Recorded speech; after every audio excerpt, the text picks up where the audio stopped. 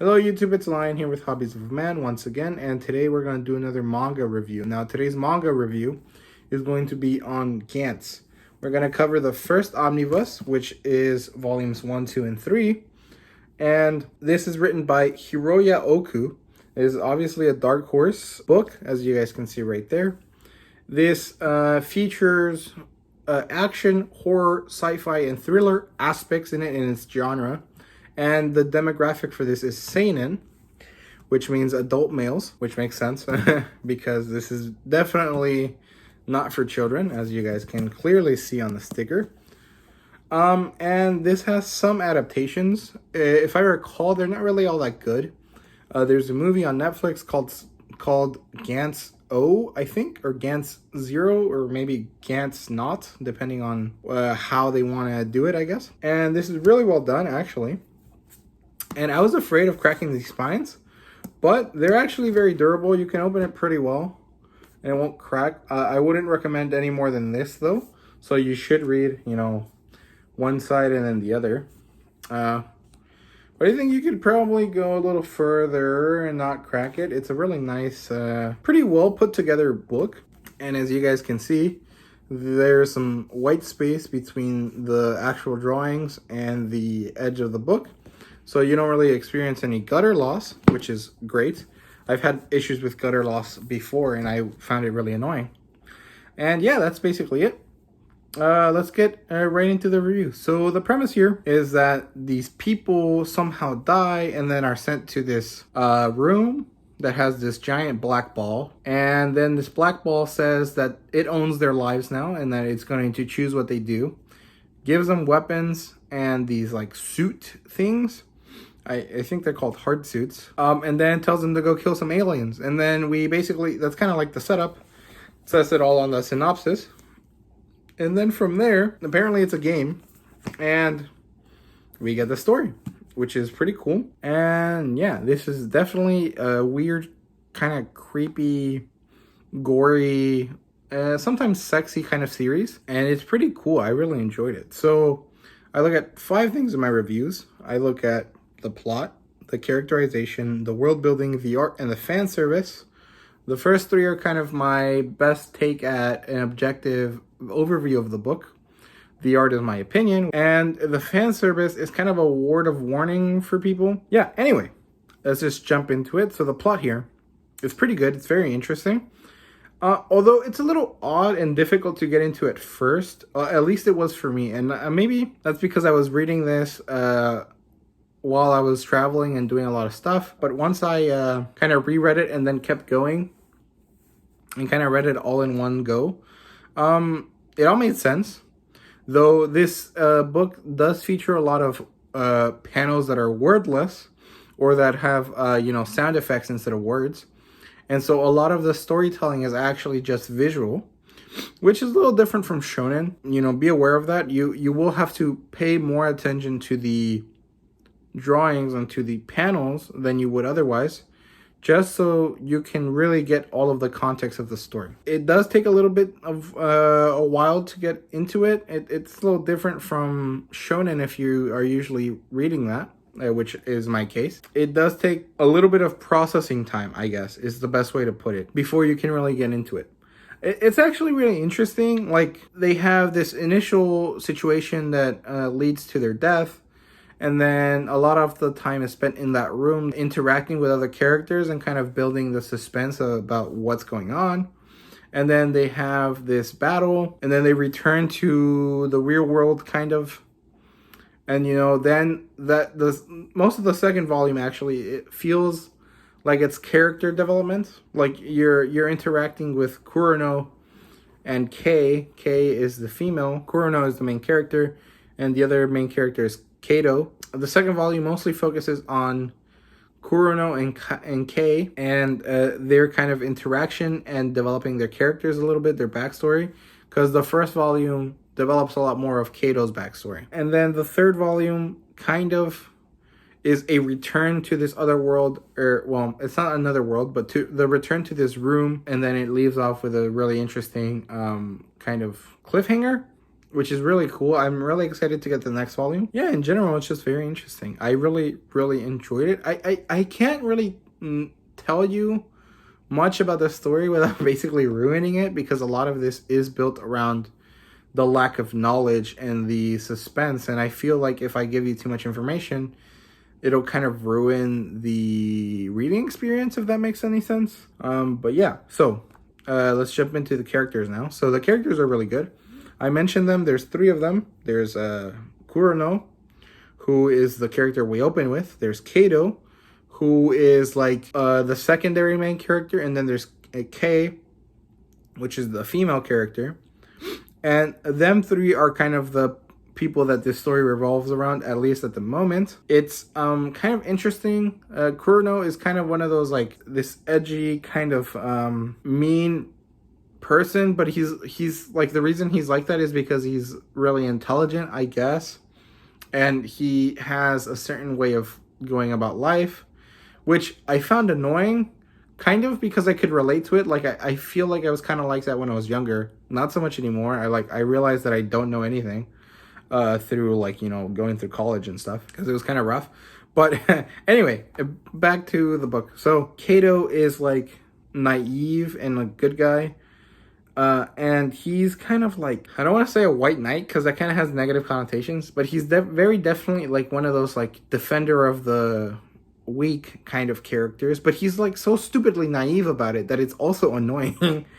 Although I guess he's like the most interesting out of the 3, because he is kind of like the guy that many of us want to be, like the hero for others, at least male characters. I don't know, or male readers. And then Kei Kishimoto, I think is her last name, because Kurono and Kishimoto both have the same first name. So she is also interesting. Actually, I said Kato was the most interesting, but I definitely think that she is. She has a mysterious backstory. She's kind of like this, like, intelligent woman, but she has like severe depression almost, and she kind of goes through something that happens sometimes according to the Gantz, but that most people wouldn't go through. But I can't really spoil it, because that would really ruin the surprise. And these 3 characters have this weird relationship. It's kind of almost like a love triangle, but not really. I don't really know how to explain it, because it's not really a love triangle. That would involve the 2 guys being interested in her, and I'm not really sure that's the case. There's another character that's relevant, but I can't remember his name. But he's like the bad guy that's in the room. Like he's not the bad guy because he's part of the team, but he is different from them in the sense that he's into the whole Gantz thing, where our 3 main characters are not, and they're kind of being forced into it. And that character kind of functions for exposition and kind of maybe antagonization for Kato and Kurono, but I'm not really sure, because there wasn't enough development of that character. And now we get to world building. Now, this was really interesting, my favorite part of the book, because this is basically the second sci-fi manga that I've read, and it was a really different take from what American sci-fi generally is. Like, I mean, they're still battling aliens, kind of, or at least that's what they call them. I'm not really sure if they are, but it's kind of like different. There seems to be some sort of like supernatural aspect, and there wasn't a lot of world building. Like, we don't really know much about anything except the few tidbits that one character gave us. I can't remember his name. But every time there is a little tidbit of information, it's like you're in a desert and you finally drank from an oasis. It's like, oh yeah, there's like this information, and I'm really interested in knowing what this information leads to.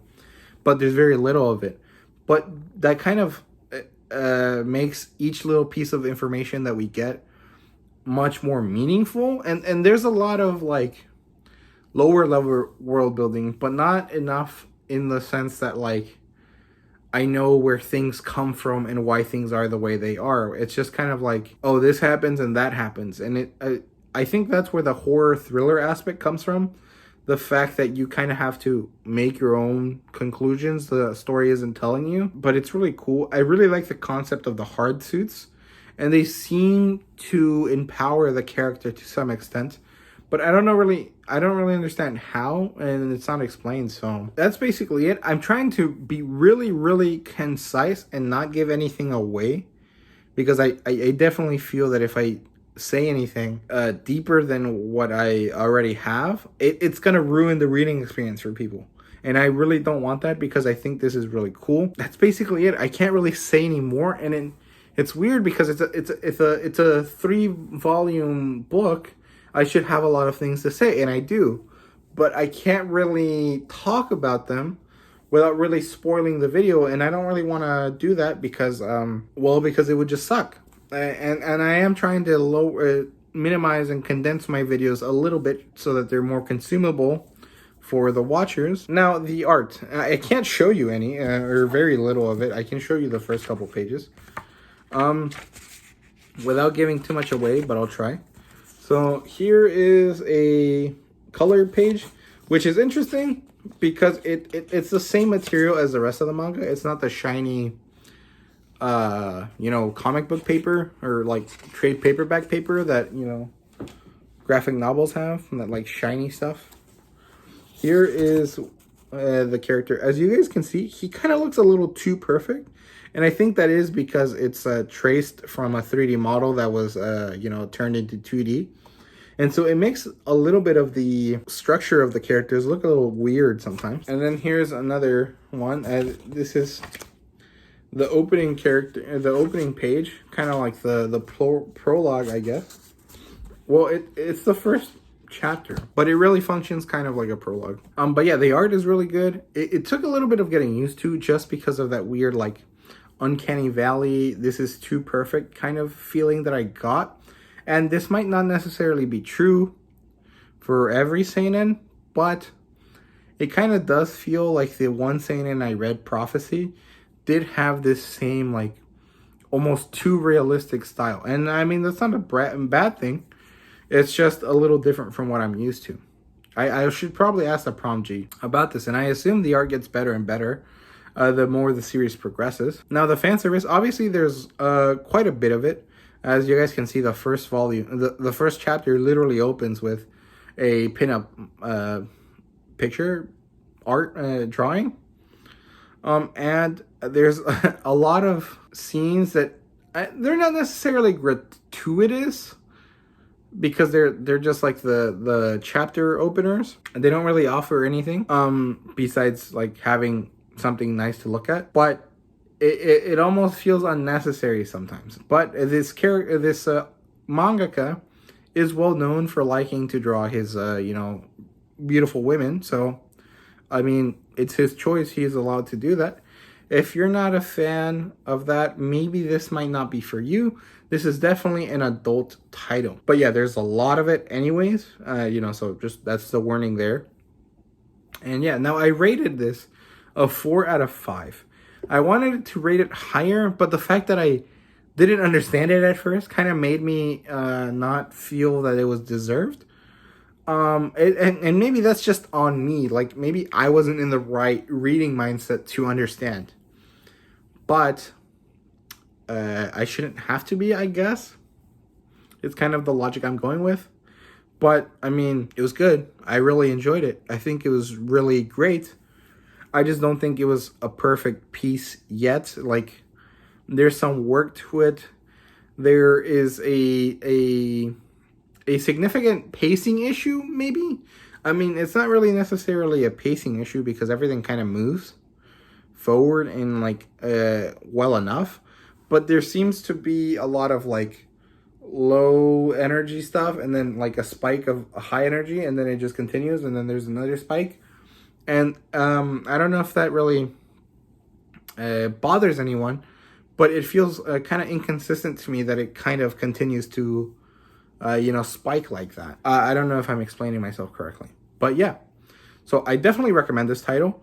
And I think the thing that I've read that's most similar to this is All You Need Is Kill. Now, that's not exactly true. They're not exactly that similar, but they both deal with people in hard suits fighting aliens, having to develop experience battling, which very clearly is similar. But I mean, then again, a lot of stories are similar just because they fit in the genres. All You Need Is Kill kind of does feel like Gantz Light, or Gantz for shonen audiences, but they're not really that similar. So yeah, that's kind of what I came up with. If anyone has a different, take on what I just said about All You Need Is Kill and Gantz, please let me know. I don't really mean it all that seriously, and I didn't really put that much thought into it, so don't take it too seriously. But, it kind of lines up a little bit, so yeah. And yes, thank you guys very much for watching. Thank you to the Prom G for being Gantz's biggest stan and make me want to pick up the series. Thank you for watching. I really appreciate it. If you guys enjoyed my content, please like. And if you're new here, please subscribe. That would really help me out. We are trying to get to 100 subscribers. We did pass our 75 subscriber goal. But, the big milestone is 100. And I would really like to get there. And so if you guys subscribe, that'd be super awesome. And I would really appreciate it. And yeah, also comment down below. Let me know what you guys think of Gantz if you've read it. If you haven't read it, are you interested in it? And what type of things draw you in terms of sci-fi? For me, I think definitely power suits are really cool. I'm a big fan of Halo. At least the concept and the some of the video games. I haven't played all of them, but I am a big fan of the concept of Halo. I do like All You Need Is Kill quite a lot, even though the world building was kind of iffy in some places. And Gantz is pretty cool as well. So I do think that, power suits are kind of one of my big things for sci-fi. And I would like to know what you guys like. So yeah, thank you guys very much for watching. See you guys later.